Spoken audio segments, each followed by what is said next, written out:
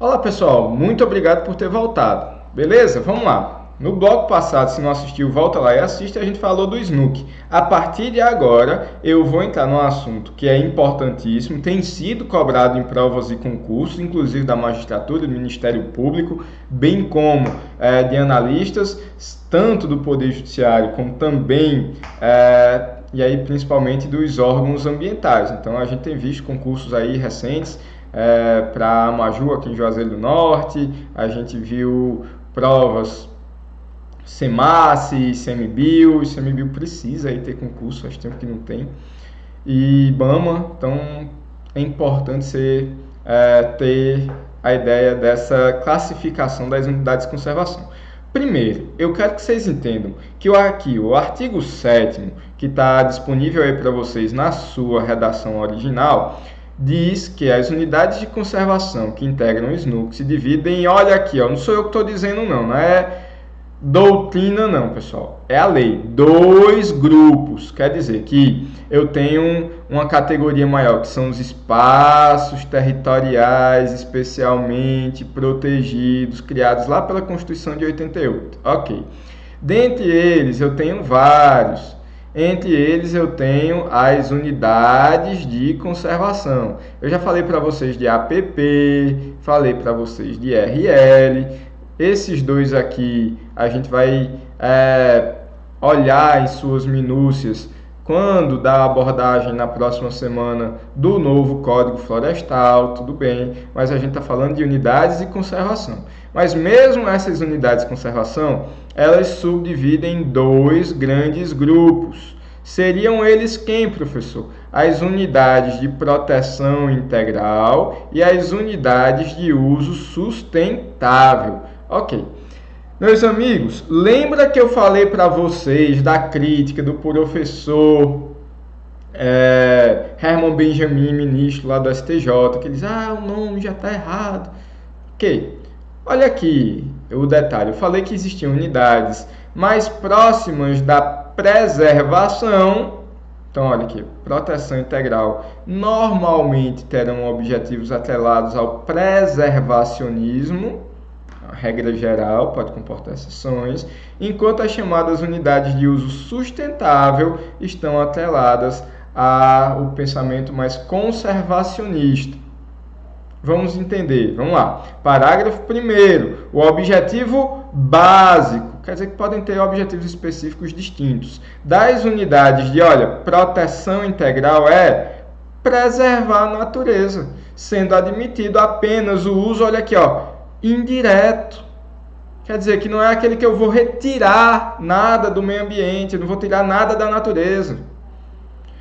Não sei se vocês já foram visitar algum espaço territorial protegido, alguns deles têm umas plaquinhas assim bem emblemáticas e bem caricaturais. Não leve nada a não ser a lembrança, não deixe nada que não seja saudade ou suas pegadas. Então, basicamente isso, eu não vou poder retirar nada de lá, dos seus recursos naturais, com exceção, claro. Aí, como eu falei para vocês, aqui é o objetivo básico, que é o preservacionista. Eu posso ter objetivos específicos que mitiguem um pouco isso.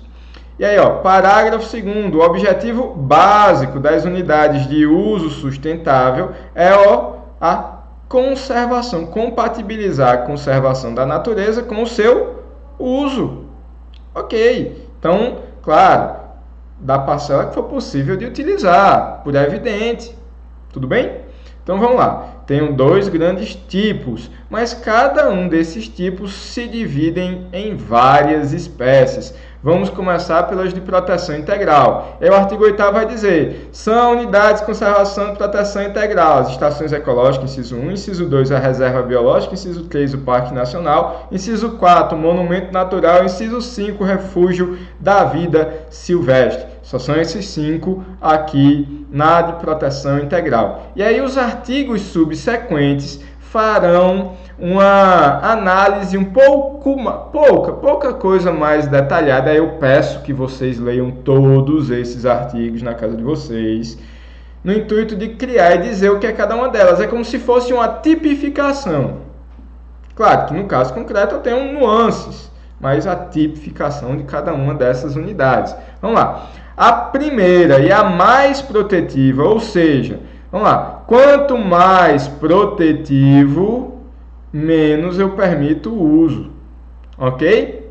Então vamos lá. A mais protetiva é a estação ecológica. Olha, sempre vai estar nessa sequência? Pelo menos a 1 e a 2 eu colocaria aqui no topo, sim, a 2 com um pouquinho menos que a 1, mas depois vocês vão ver que vai ficar mais ou menos pareado. Estação ecológica. Objetiva a preservação dos recursos presentes e a pesquisa científica.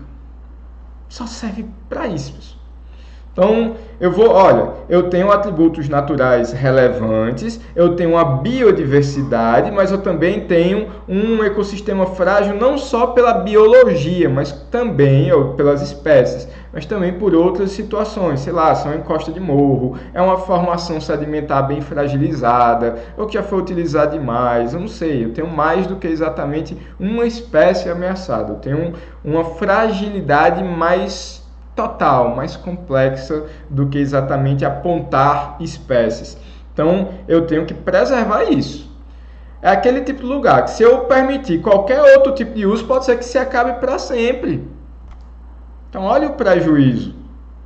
Seria incompatível ali com os incisos 1 e 2 do parágrafo 1º do artigo 225 da Constituição. Então, a estação ecológica ela é a mais protetiva. Além do mais, fora a gestão para garantir essa preservação, então só o poder público vai poder mexer lá. Eu posso permitir em situações específicas que não ameacem essa preservação.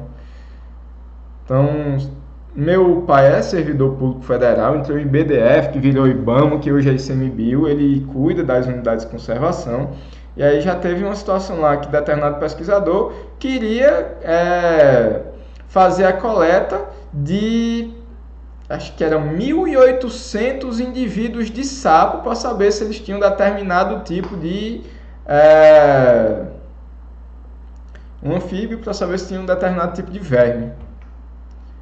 Só que esse anfíbio está cada vez mais difícil de ver. Ninguém sabe nem se ele tem 1.800 na natureza, quanto mais eu permitir que você mate 1.800.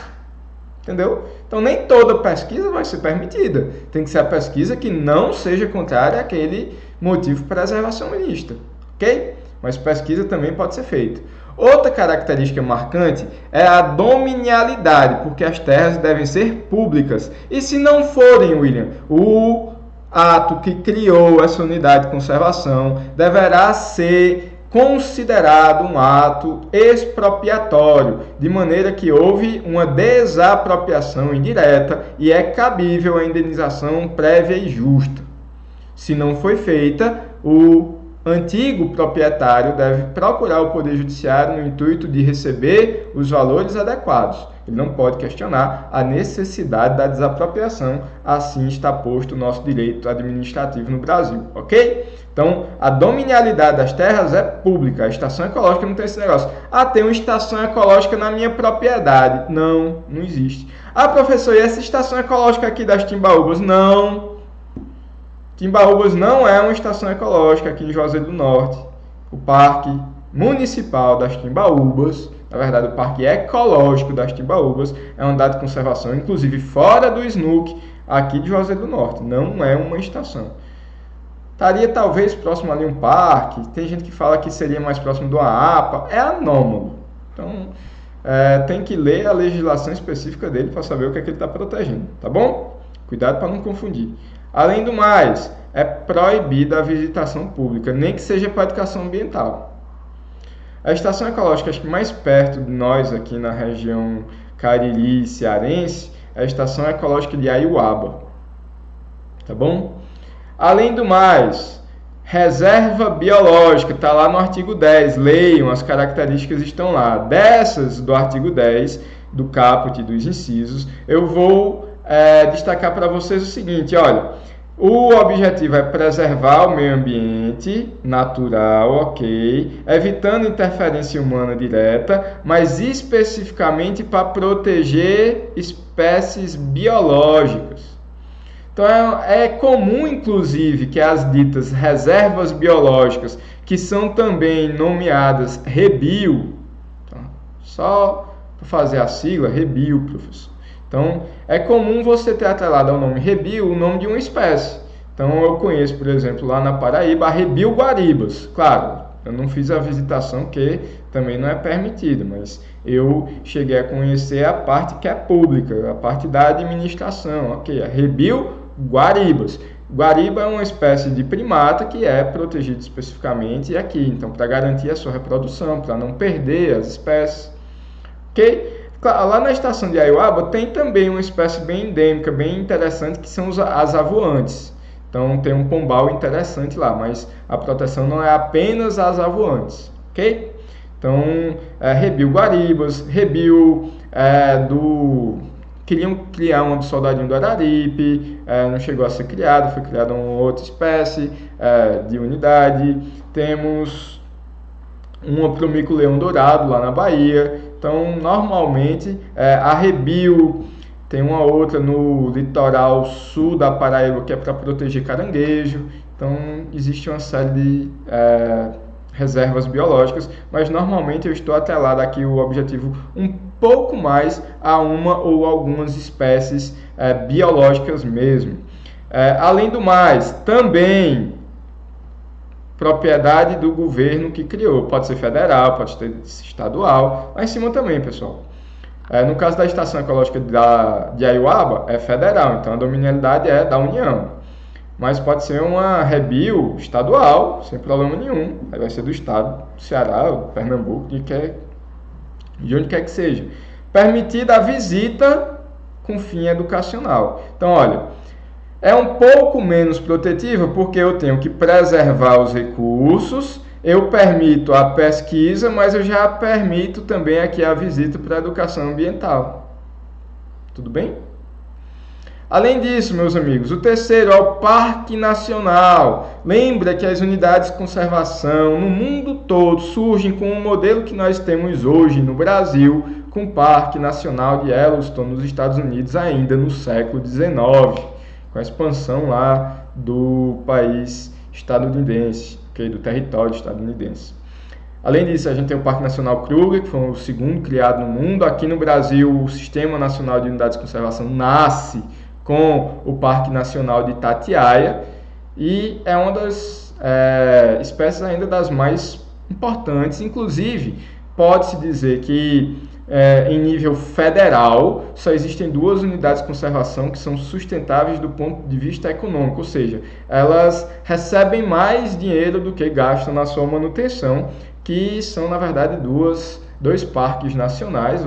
Isso é um dado acho que 2017, eu não sei se foi atualizado, que é o Parque Nacional de Foz do Iguaçu e o Parque Nacional de deu aquele branco, Fernando de Noronha, meus amigos. Então, esses 2 parques nacionais, eles têm ali cobram um ingresso por 100k. Olha, mas tem tantos parques nacionais. Eu conheço, por exemplo, aqui no Ceará tem o de Ubajara, lindo, recomendo que vocês conheçam. No Piauí, aqui perto da gente, então vale a pena ser visitado. Tem lá o Parque Nacional da Serra da Capivara, Parque Nacional da Serra das Confusões, já um pouco mais longe, perto mais de Teresina, Parque Nacional de 7 Cidades.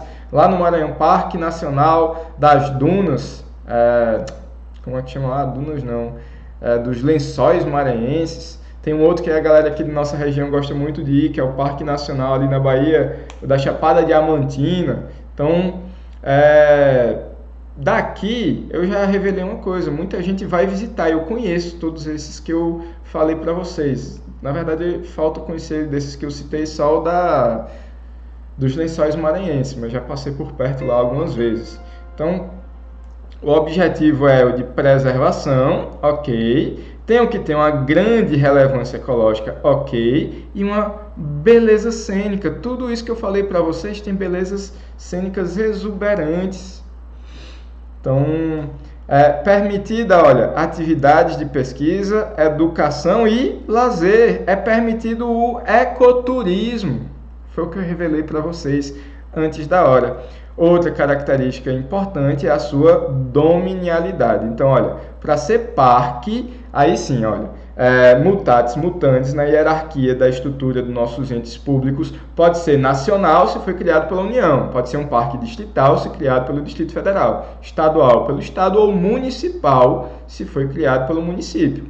A ideia é ter beleza cênica, via de regra natural, ok? Natural, beleza cênica, onde eu tenha uma relevância também ecológica, eu também vou proteger a biodiversidade, eu também vou proteger as características abióticas, mas a beleza é um detalhe importante para criar essa modalidade.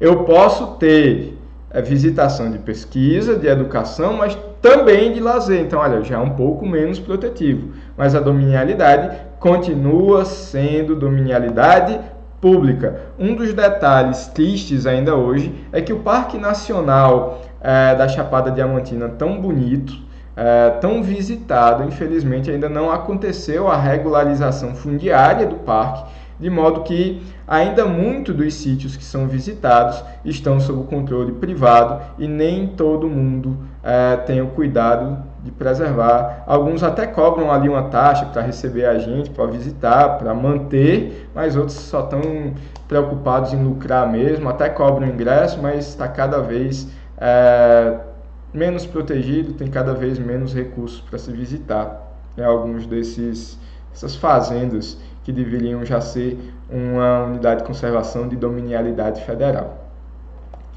Além disso, meus amigos, para a gente terminar nosso bloco que já passou dos 15 minutos, inciso 4, monumento natural.